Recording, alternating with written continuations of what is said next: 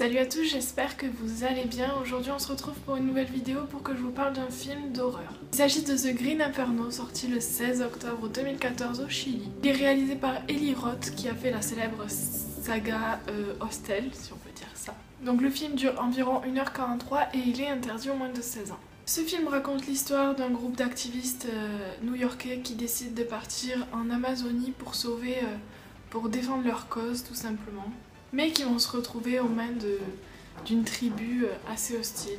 Ma note pour ce film est de 3 sur 10 et je vais vous expliquer tout simplement pourquoi. L'histoire est assez attirante, ça change des scénarios habituels de films d'horreur, c'est-à-dire que ça a beau être un groupe d'amis, ça ne se passe pas dans le même contexte que les films d'horreur habituels. Pour moi, à mes yeux, ça ne se passe pas comme dans les films d'horreur que j'ai pu voir le plus souvent.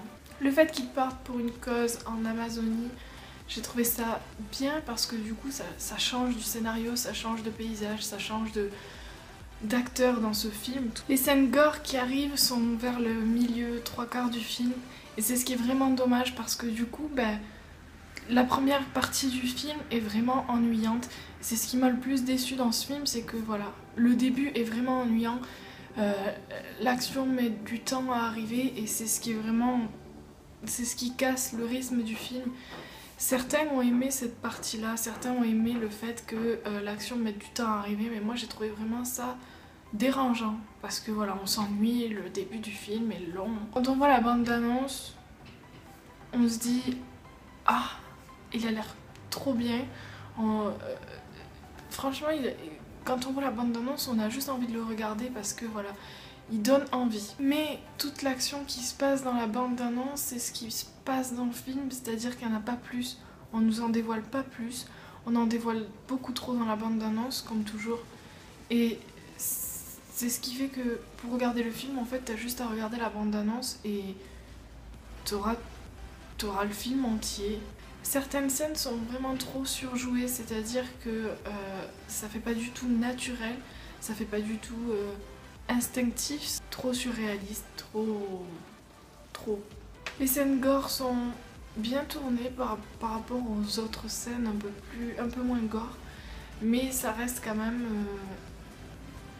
trop soft, trop...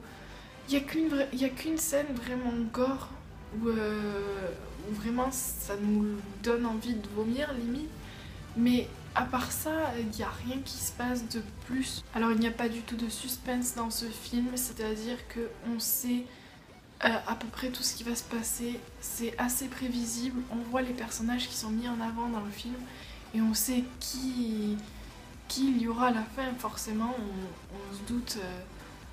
on se doute en voyant la mise en avant des personnages, etc. C'est des trucs comme ça et ça arrive dans à peu près tous les films où certaines personnes sont plus mises en avant que d'autres et du coup on se dit que ceux-là elles vont aller jusqu'à la fin.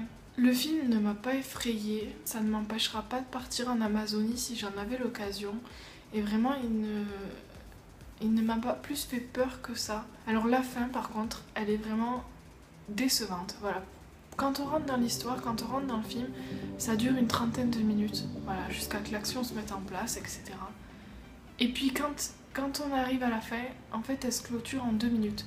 Voilà, en 2 minutes t'as la fin de l'histoire et après c'est à toi de te démerder avec ce que t'as vu et ce que tu veux en penser. Tout le monde rentre chez soi et puis voilà, fin de l'histoire. Comme s'il ne s'était rien passé. C'est tout pour cette vidéo, j'espère qu'elle vous aura plu. Si vous avez vu le film, n'hésitez pas à me dire en commentaire ce que vous en avez pensé. Je vous laisse avec ça, je vous dis à bientôt pour une nouvelle vidéo. Et puis je vous laisse avec ça. Et je vous dis à bientôt.